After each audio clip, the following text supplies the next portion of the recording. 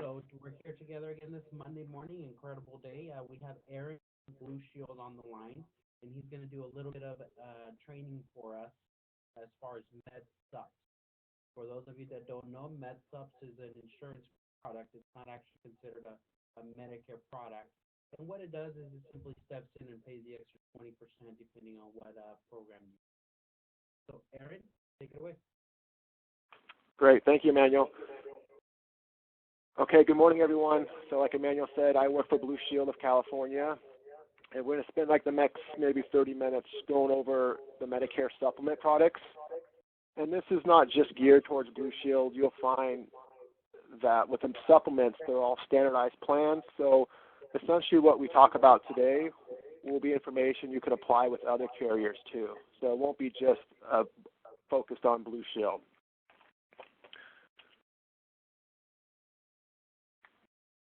Let me just, I'm trying to move my, Emmanuel, quick question. Yes. In terms of being able to move my slides. You should be able to move them the same way that you move them regularly. Okay, they're just not.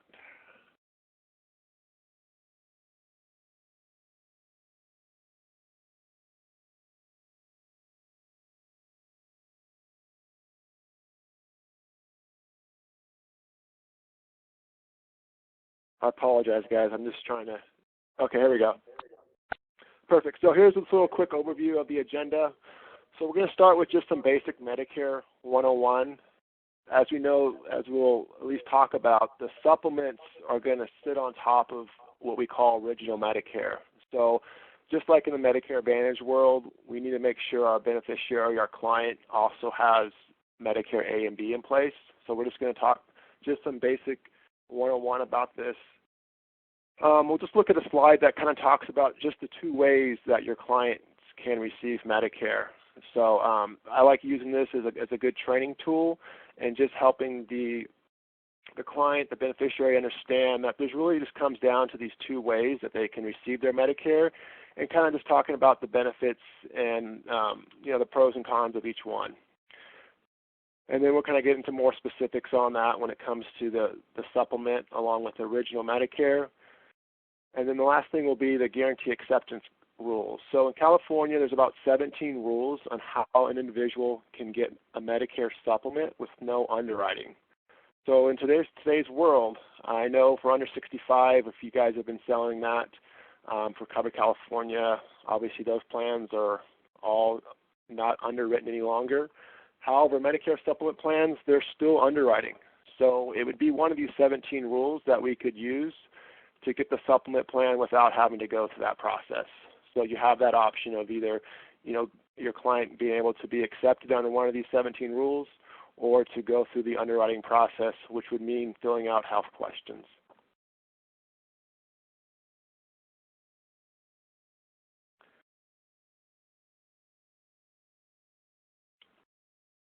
So looks like there's going to be a little lag between when I click next and when it actually turns to the next slide. So I'll have to remember that for the next one. So the next slide, it's really going to show just the basics of what original Medicare is.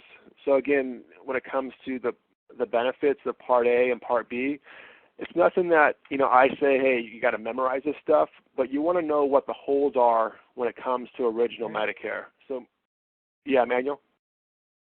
The slide never changed in the screen. Say it again? The slide did not change in the screen.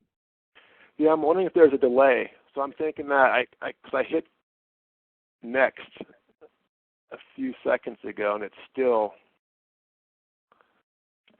Let me see if. Okay. There you go. Okay, actually. Perfect. Okay. So actually, let me talk about this slide. So first off, I know there's probably a range of people on the call. Those who've been probably selling Medicare for years. Maybe there's a few individuals that are new to Medicare. So this is the question I just thought we'd, just kind of setting the foundation of the process of when you're working with someone. who's aging into Medicare. So obviously the first step here is going to be we need to make sure they are enrolled into Medicare. So I have on here a few different bullet points. You can see here the age 65, that's that magic age on when someone can be eligible to enroll into Medicare, and they're going to have that 7-month window. So 3 months before their birthday month, and then 3 months after. That would be their initial enrollment period when they can enroll into Medicare and get their Parts A and B. So a lot of times your clients coming to you, they may come to you as a resource asking on what they should do, how they should do this. So here's just 3 ways they can enroll. So you have online, Social Security's website has a great site. I don't know if anyone has helped their clients through the process, but very easy to use and do. So this would be the recommended way that Social Security would like to have Medicare beneficiaries enroll into their Medicare is online. Another way would be over the phone, and then obviously you can go down to the Social Security office and enroll that way into the Medicare. And then the last bullet point here just has the effective date. So even if the birthday is in the middle of the month, let's say it's May 18th, they turn 65, it'll start on the 1st of May. So as long as they did this enrollment prior to the birthday month, they would get a May 1 effective date on their A and B.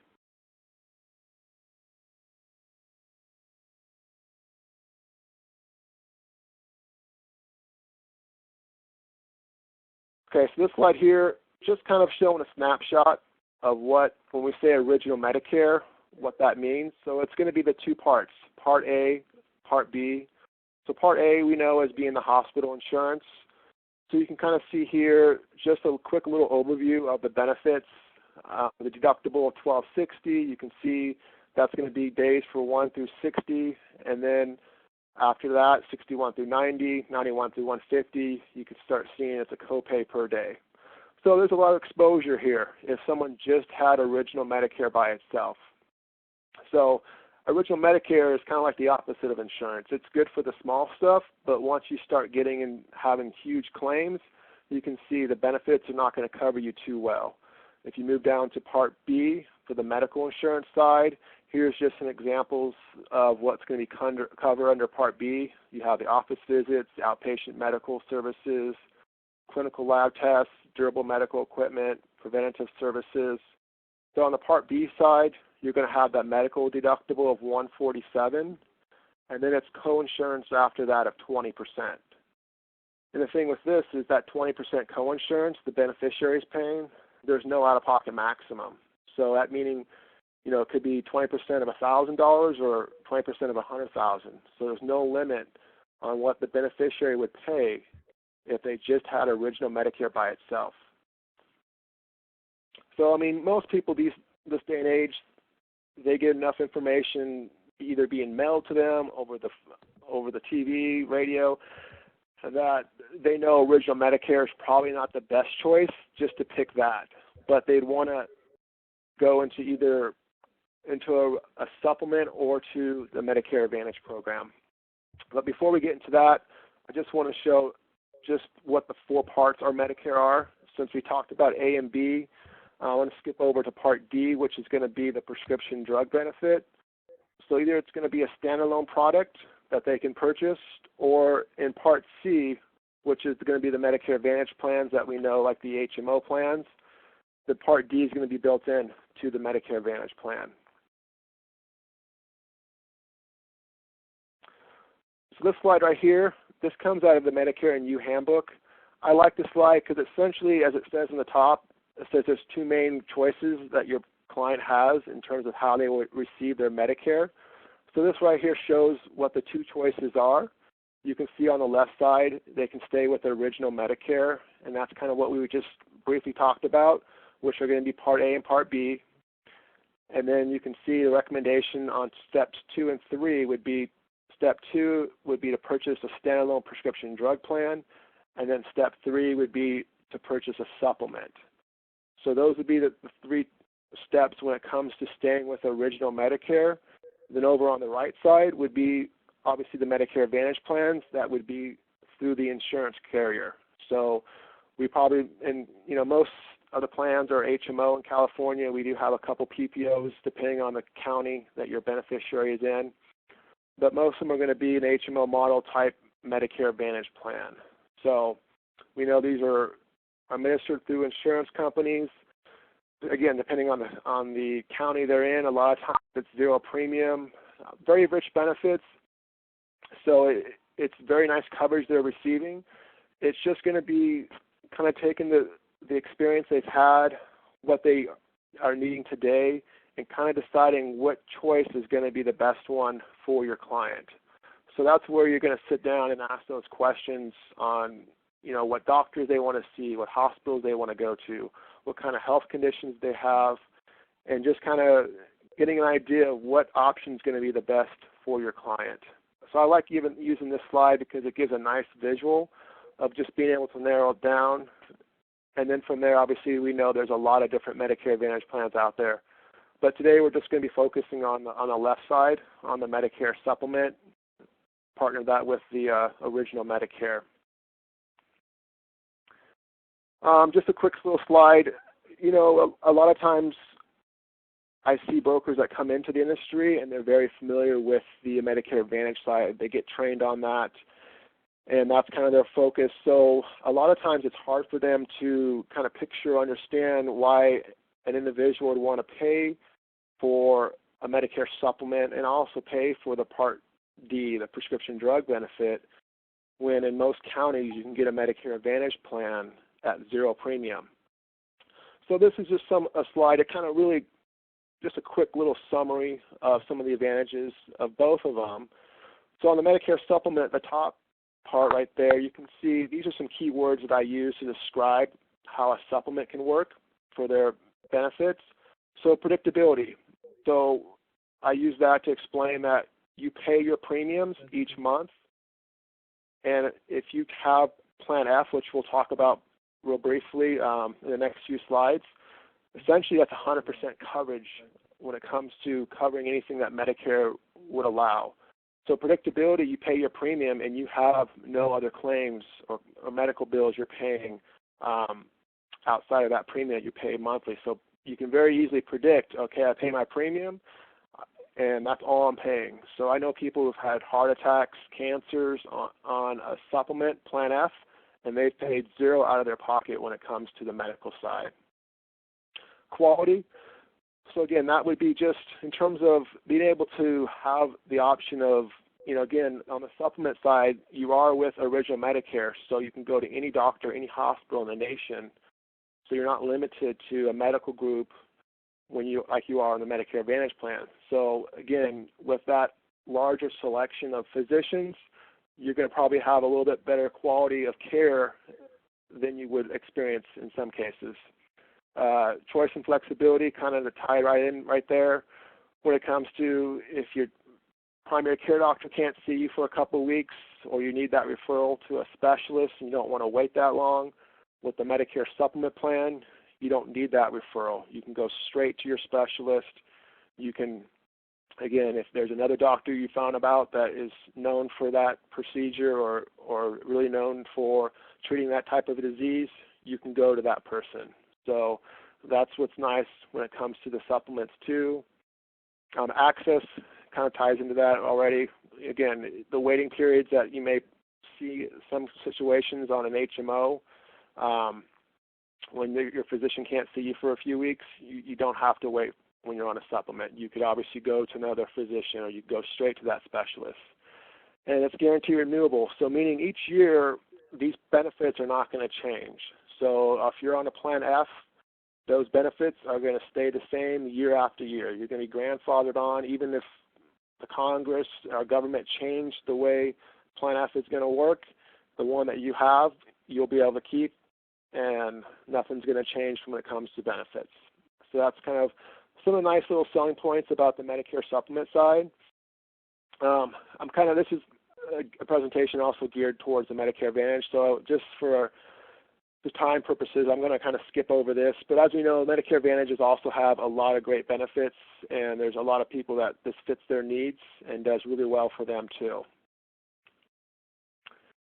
So staying with original Medicare. So we're going to go with this, that your client has made that choice of staying with original Medicare, and they're going to decide to get that supplement and purchase that Part D. So these are just some things to keep in mind when you're selling these plans, or just if you're learning about them for the first time. So generally, when you're with original Medicare and you decide to go with the supplement and Part D, remember there's going to be those three premiums. You're going to be paying the Part B premium, the supplement, and then the standalone Part D premium. So that's just something obviously you want to call out when you're working with your clients. The next bullet point there, it says Medicare sets the reimbursement rate for physicians, hospitals, etc. So this is very important. A lot of brokers get confused on this because they're used to selling insurance. So they think, if their client buys or they're selling a Blue Shield supplement, that Blue Shield's the one that calls the shots, in the sense of what's covered and what's not covered. But essentially, again, it's original Medicare. That's the driver. So original Medicare is going to be the one that's going to set the reimbursement rates. It's going to decide if something's covered or not. So the supplement will always pay when Medicare pays. So a lot of times a broker will come to me and ask the question, is this colonoscopy covered, or if this type of procedure is covered? And I just have to remind the broker that let's go on to Medicare's website and just do a Google search, Medicare and whatever the situation is, and see what Medicare.gov is saying, or call 1-800-MEDICARE. So remember, Medicare is going to be the one that sets the rates.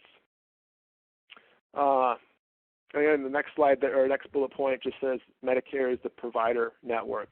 So again, even if you have a Blue Shield supplement or an Anthem Blue Cross supplement, it's not Blue Shield's network, it's Medicare. So it's a national network. They can go to any doctor, any hospital in the nation that takes Medicare. So even if there's a hospital that's not covered by Blue Shield, in the sense of Blue Shield commercial products, since they're on a supplement, which is, supplementing Medicare, they're not on a Blue Shield network. They're on a Medicare network. It wouldn't matter. So Medicare is the network, and that's how it's going to work for all supplement plans. The next bullet point right there is showing the three different levels of providers.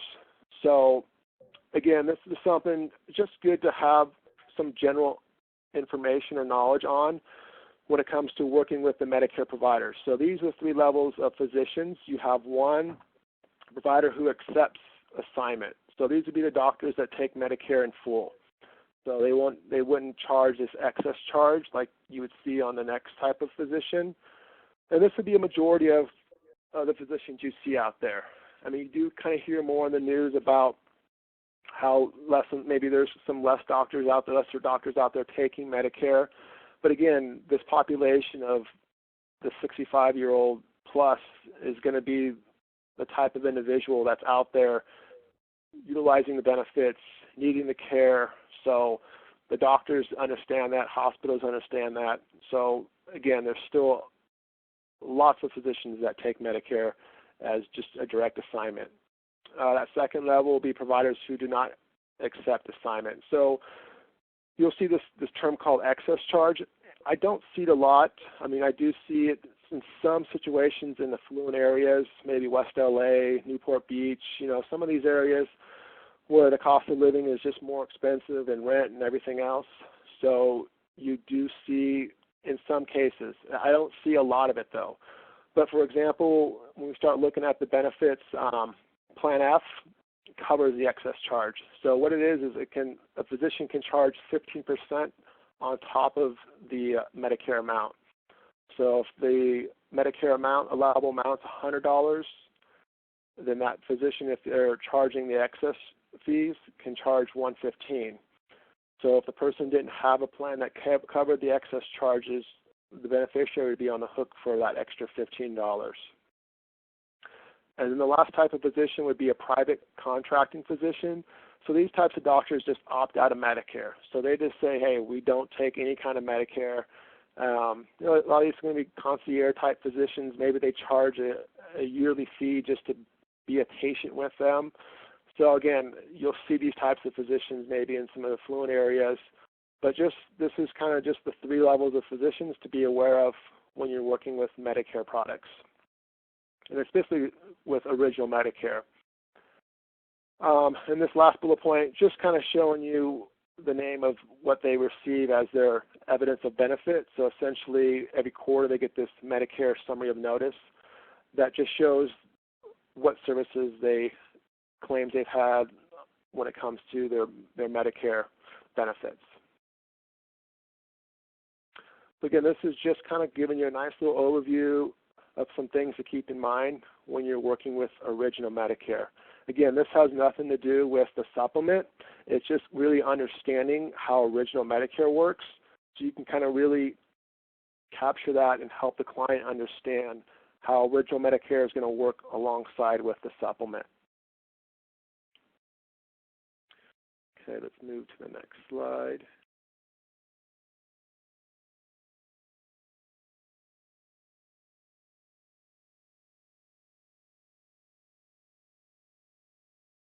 While that's loading, how about I unmute everyone and see if there's any questions, because I know I've been rambling on for the last 20 minutes.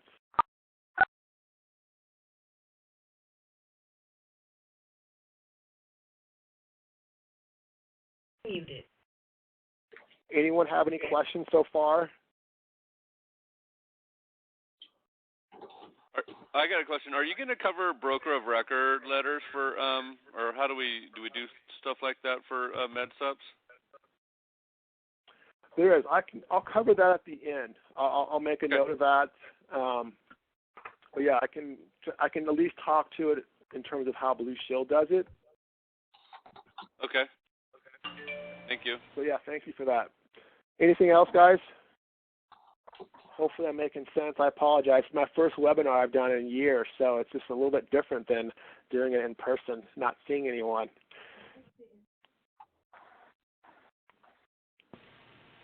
Okay, so let me, sometimes this thing doesn't want to move to the next slide. Okay, well, I'm going to mute everyone then if no one else has any questions. Everyone feels pretty good. Just any questions they've had in working with the supplements in the past, anything that's come up, questions from clients. Okay.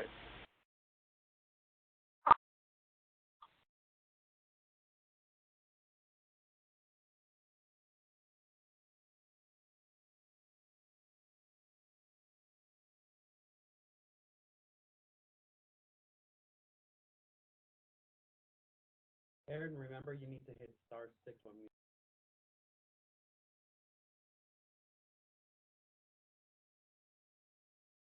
Okay, thanks, Emmanuel. You hear me now? Okay, so there's 10 standardized plans when it comes to supplements. Blue Shield has 7 of the 10, so you can see those here. It's going to be A, C, F, K, and then we added high deductible F and Plan N as in Nancy. So what's nice about the supplements too is they're all standardized, as it says here. So meaning once you learn Plan F, essentially that Plan F is going to be the same with every other carrier in the nation. So the benefits are not going to be any different. Obviously, like we talked about earlier, the network's going to be the same. It's going to be in Medicare. What's covered is going to be the same. Again, it's going back to Medicare. So a lot of it's going to come down to pricing, obviously just the ease of business or ease of use of doing business with the carrier that you're used to. There's some value-added benefits. For example, Blue Shield has a silver sneaker benefit on our program, on the supplements too. So that's going to be a lot of what's going to drive a client wanting to choose one insurance carriers over another. You'll notice some carriers may not offer the same type of plan. So we have high deductible F, where some other carriers may not have that type of plan. But Plan F, by far, is sold probably about 80 to 85% of the time. When someone's buying a supplement, they're buying Plan F. And then from there, it probably goes down to Plan N and then high deductible F. So those are our top 3 plans, at least for Blue Shield: F, Plan N, and high deductible F. Those are the top 3 that we see sold in the market. And I don't want to spend, a lot of time going over the benefits, and I think I don't even have a benefit slide on this presentation. But essentially, remember the first slides that we looked at when it just took a snapshot of original Medicare. So just understanding where those gaps are in Medicare, the supplement's role is to fill in those gaps.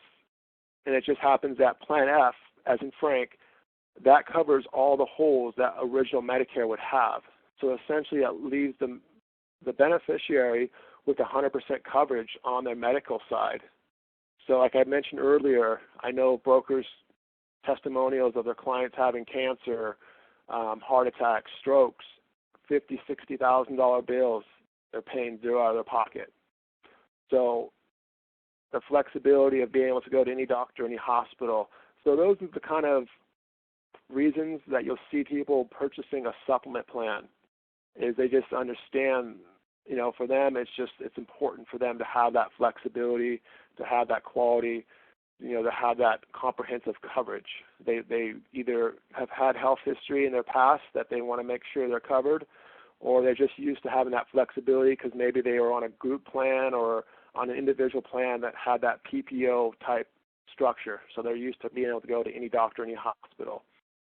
So those would be some of the reasons you're going to see individuals on a supplement versus maybe not wanting to go with a Medicare Advantage style type plan. And you can see here some of the reasons on at least Blue Shield on our plans. We do have some very good rates when it comes to people just aging in at that age of 65. A good variety of plans. You can see the age bands are 2-year age bands, so they don't go up every year. As you'll see with some carriers, they have a rate increase or age band for every year, so you're going to get that rate increase every year. And I already mentioned that the Silver Sneaker benefit is included in the Blue Shield supplement plans.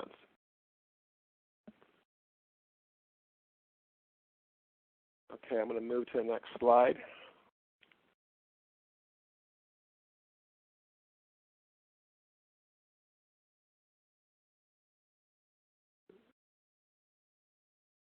So real quickly, I know we're at that half-an-hour mark right now.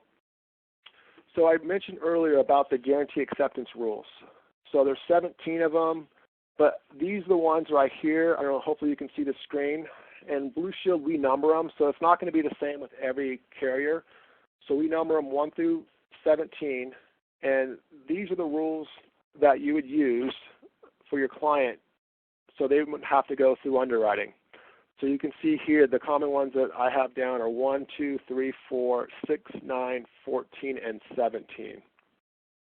Now, I didn't have them all on the slide, so I'll just talk real quickly on this. We do have a guarantee acceptance guide in a PDF, or if you have any of the Blue Shield brochures on the supplement, it's built into that. So you can kind of see what those numbers correlate to, and just it's a good thing to have at least a general reference of, so you kind of understand how you can get your client a supplement and be able to work the different ways on doing that. So this is the guarantee acceptance guide for supplements, and then you also have another guide that's going to be used, that's put out by CMS for Medicare Advantage and Part D plans. So they're different in some ways. In some ways they're the same, but other ways there's going to be some differences when it comes to the enrollment windows you have. So these would be just for the supplement. So remember, this would be for anyone who wants to come to a supplement, either coming from a group plan, coming from a Medicare Advantage plan, just aging in. So these would be the situations that they could use.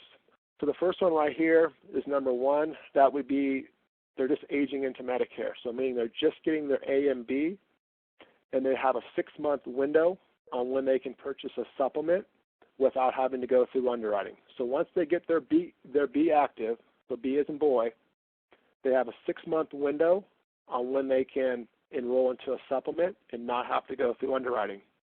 So that's going to be different, excuse me, than the way it's going to work on a Medicare Advantage plan. You're not going to have a 6-month window to enroll into a Medicare Advantage plan. in that type of situation when you're just aging in. So you're going to have that 7-month window, right? You're going to have the 3 months before your birthday month, 3 months after. Okay, so that's guarantee acceptance 1. Number 2 is what we refer to here in California as the birthday rule. So essentially, anyone you come across today that has a supplement on their birthday month, they can move to an equal or lesser plan with no underwriting. So you can take them from one company to another. You can take them within the same company down in benefits, and you can do that during their birthday month. So with Blue Shield, it's actually going to be 30 days before or 30 days after. So you have a 90-day window to do something like that. And that's called the birthday rule. So essentially, it just allows your client to either move.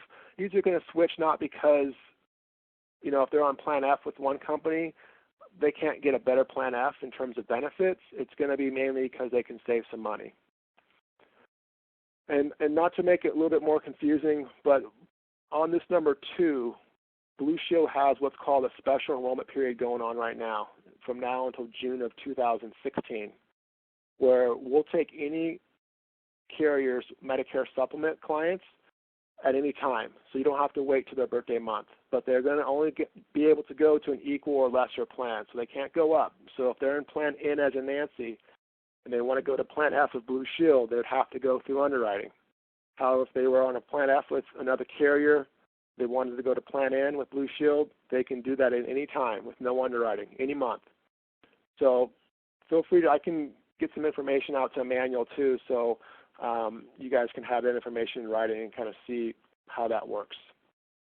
So number 3, this would be one that you'd use for someone who's either moving outside of their service area on their Medicare Advantage plan, or if they're on a Medicare Advantage plan and that plan is being terminated. So obviously that's going to be around the AEP window, so we're a little far away from that, but that would be some of the common ones that you'd see for guarantee acceptance number 3. They're moving outside their service area on a Medicare Advantage plan. They can use number 3 to get onto a supplement, no underwriting.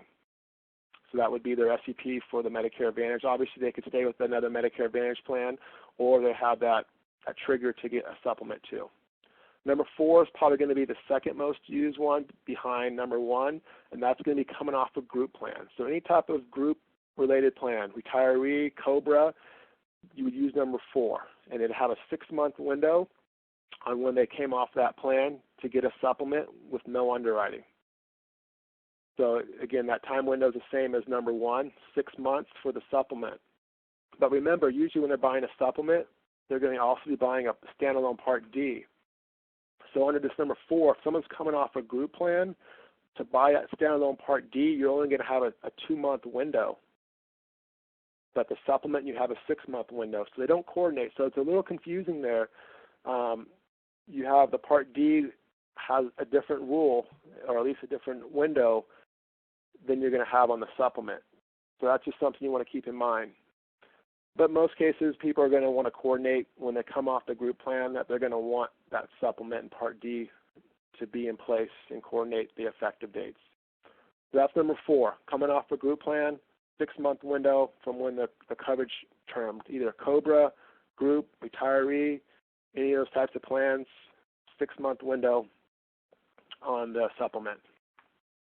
Number 6, this is what we call that free look. So essentially when someone's just aging into Medicare, let's say they go and they purchase a Medicare Advantage plan. At that point, they have that 12-month free look period on if they say, hey, I don't like this, I want to go back to original Medicare, they can go back to original Medicare, and then they have number 6 to allow them to get a supplement with no underwriting. So that's GA6 for that free look period of someone who's just aging in, going with the Medicare Advantage plan first. They don't like it, they go back to original Medicare, and then they can get the supplement. Okay, number 9, this would be when someone's on a Medicare Advantage plan, someone's on a Medicare supplement plan first. So let's say a client's on a supplement plan today, come AEP, they go to a PI event, they get sold on a Medicare Advantage plan, they hear about how great they are, come January 1st, they find out, no, this is not for me. I can't see the doctors. The flexibility's not there. I don't want to be on this anymore. They can use number 9. If you first time on a Medicare Advantage plan prior to, first you've been on a supplement, you move to a Medicare Advantage, this would be an opportunity to have, again, a 12-month free look period. They can go back to that same supplement plan if they decide that they don't like that Medicare Advantage plan. So that's number 9. You're on a supplement. You, during AEP, decide to go with a Medicare Advantage plan. Then you decide within 12 months that you don't like it. Boom, you can go back to that same supplement. Number 14, that's going to be just something that's unique to Blue Shield, which will allow anyone who's on a Blue Shield Medicare Advantage plan, it allows them during AEP to change to our supplement plan with no underwriting.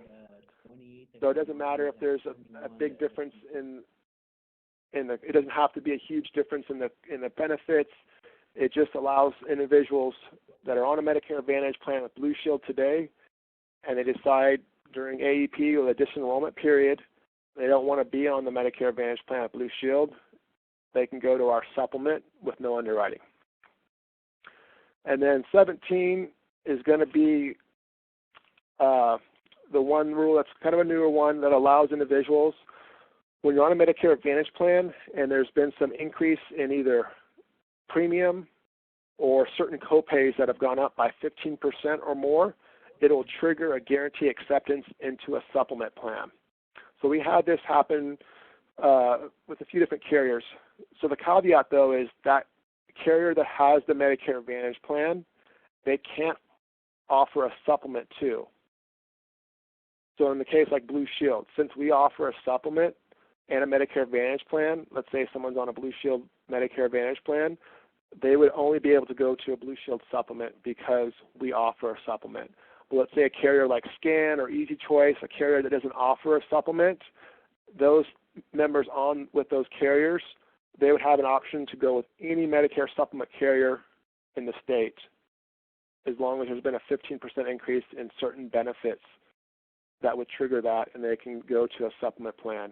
So Anthem, HealthNet, Aetna, United, those type of carriers, Blue Shield, they have a Medicare Advantage and a supplement, so you'd have to stay within the same carrier if you would use this rule for going from a Medicare Advantage to a supplement. So these are going to be the ones you see most commonly used. I kind of went through them pretty quickly. So let me just unmute everyone and see if there's any quick questions on any of these guarantee acceptance rules. So, Aaron, what we can do is we can go ahead and have them use the chat box on top to send in questions. We already have some questions that are lined up here.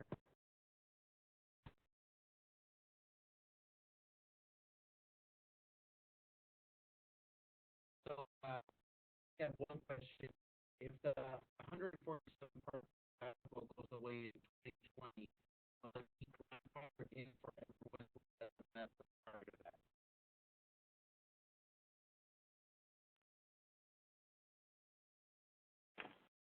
Okay. So I'm opening up the chat box right here. I know there's, Emmanuel, thanks for that. So there's a few questions real quick I can go over. So these 17 rules, are they just for Shield or for all plans? You're going to see these are California Department of Insurance rules. So I'm pretty sure I know all of them except 14. I don't know.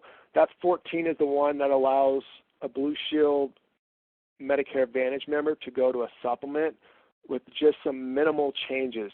So rule number 17 is very similar, which is a rule that's used by all carriers. So rule number 14 would be the only one that I would question if it's with all carriers, but every single else, all the other carriers will have the rest of them. So at least 16 out of the 17 are going to be with all carriers. And then number 4, there's a question. It's a good question because it doesn't read well if you guys had looked at the guarantee acceptance guide. Number 4 is the one regarding the group plan. So it can be either one, voluntary or involuntary. So you can make the choice of coming off the group plan, or the choice can be made for you because you're retired or because you're getting laid off or whatever the situation may be. So it could be either way. You can make the choice, or the group plan makes a choice for you. And then there's one other question: 12 months for aging in, right? If they drop the image. So that looks like Mary's asking about the question on number 6, guarantee acceptance 6. Right, so if they're aging in, so if their first choice is into the Medicare Advantage plan, they'd have a 12-month window on when they could go back to original Medicare. So first they have to make that step in getting onto original Medicare, and then they can get onto the supplement within that 12-month period.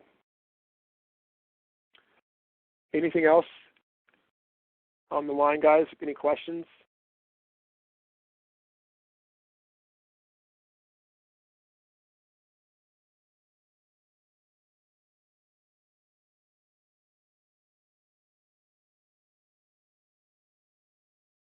Okay. So hey Mary, then let me answer your question offline, if you don't mind, because I know you had a specific question about an MA plan being able to cancel and then going on to a supplement.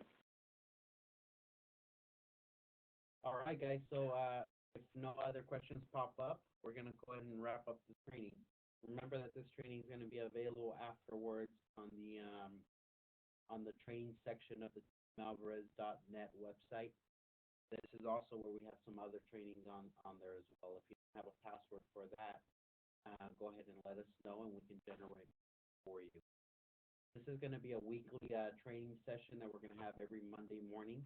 We're going to alternate between 1 week we're doing Medicare related and 1 week we're doing financial. So every Monday morning at the same time, the information for logging in pretty much stays the same. It's a generic login link. So if we don't have any other questions, Aaron, thank you very much for your time. I know you're pretty busy. You're running everywhere. And thank you very much for everything that you do. Thank you, Manuel. Yeah, thank you, everyone. Thank you for your patience. Hopefully it was useful and helpful. And, feel free to let us know. Mary Yu Chang at Blue Shield or myself can help in any specific other questions on the supplements with Blue Shield. Yeah, I have one more question. Oh, yes. Is this the one about the broker of record? Oh, that was one. And my other question was, what did you say the special enrollment period was for Blue Shield till June of 2016 to switch to a plan of equal or lesser value? That's correct. So essentially, it's an extension of the birthday rule. So they have from now to June of 2016. Okay, cool. I just needed the date. Yes. And then on the B of R, so broker of records, you come across someone on a Blue Shield supplement today, there's 2 ways you can do this. So if they're with another broker, obviously if you can get that broker to sign off, that would be the best, which probably doesn't happen. So that would be where you can get 100% of the commission if the writing broker signed off saying, hey, yes, you can have this client. Other option would be just to have the client sign a broker of record letter, which would give you 30% of the commission. So essentially, Blue Shield's commission would be 10% on renewals, so you would be receiving 30% of that 10%. So 3% of the 10% commission just by having that member sign a letter, or we have a form too. It's just saying, I want to be with, broker X. Okay. So those would be the 2 options on the broker of record. Okay, perfect.